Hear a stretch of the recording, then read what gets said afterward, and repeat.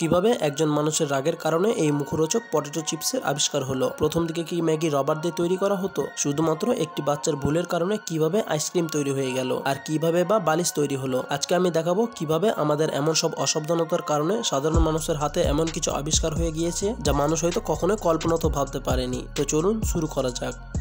অনেক বছর আগে একটি রেস্টুরেন্টে একজন কাস্টমার পটেটো ফ্রাই অর্ডার করে। তবে কাস্টমার সেটি খাবার কিছু সময় পরেই কমপ্লেন করে যে সেই পটেটো ফ্রাই ভেতর থেকে কাঁচা এবং কিছুটা মোটা রয়েছে। তবে হয়তো সেই রেস্টুরেন্টের শেফ খুবই দক্ষ ছিল, তাই তো তিনি কাস্টমারকে সন্তুষ্ট করার জন্য কোনো কিছু না ভেবে একটি আলুকে পাতলা করে কেটে তাতে কিছুটা লবণ দিয়ে এবং মরিচের গুঁড়ো দিয়ে সেটিকে ডিপ ফ্রাই করে। আর এইভাবেই ভুলবশত আবিষ্কার হয় আমাদের সকলের পছন্দের এই পটেটো চিপস।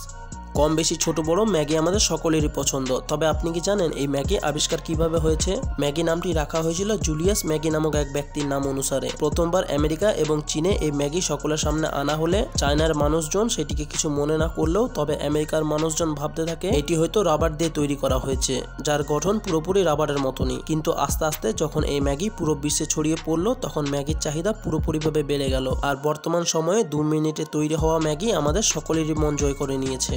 শুধুমাত্র একটি বাচ্চার ভুলের কারণে এই স্টিক আইসক্রিম তৈরি হয়ে গেল।